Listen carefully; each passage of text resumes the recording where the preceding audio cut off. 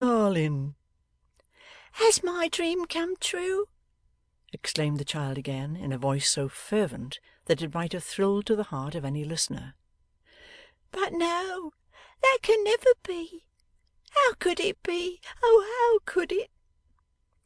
'I guess his meaning,' said the sexton. 'To bed again, poor boy!' 'I,' cried the child in a burst of despair, 'I knew it could never be.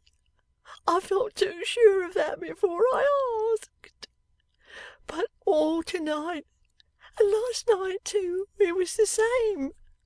I never fall asleep but that cruel dream comes back.' 'Try to sleep again,' said the old man soothingly. 'It will go in time.' 'No, no, I would rather that it stayed, cruel as it is. I would rather that it stayed,' rejoined the child. 'I am not afraid to have it in my sleep, but I am so sad, so very, very sad.'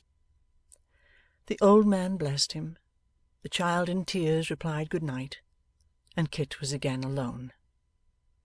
He hurried back, moved by what he had heard, though more by the child's manner than by anything he had said, as his meaning was hidden from him.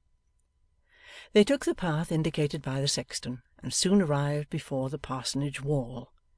Turning round to look about them when they had got thus far, they saw, among some ruined buildings at a distance, one single solitary light. It shone from what appeared to be an old oriel window, and being surrounded by the deep shadows of overhanging walls, sparkled like a star. Bright and glimmering as the stars above their heads, lonely and motionless as they, it seemed to claim some kindred with the eternal lamps of heaven, and to burn in fellowship with them. 'What light is that?' said the younger brother. 'It is surely,' said Mr Garland, 'in the ruin where they live. I see no other ruin hereabouts.' 'They cannot,' returned the brother hastily, 'be waking at this late hour.' Kit interposed directly, and begged that while they rang and waited at the gate, they would let him make his way to where this light was shining, and try to ascertain if any people were about. Obtaining the permission he desired, he darted off with breathless eagerness, and, still carrying the birdcage in his hand, made straight towards the spot. It was not easy to hold that pace among the graves, and at another time he might have gone more slowly or round by the path. Unmindful of all obstacles, however, he pressed forward without slackening his speed, and soon arrived within a few yards of the window. He approached as softly as he could, and advancing so near the wall as to brush the whitened ivy with his dress, listened. There was no sound inside. The church itself was not more quiet. Touching the glass with his cheek, he listened again. No. And yet there was such a silence all around, that he felt sure he could have heard even the breathing of a sleeper, if there had been one there.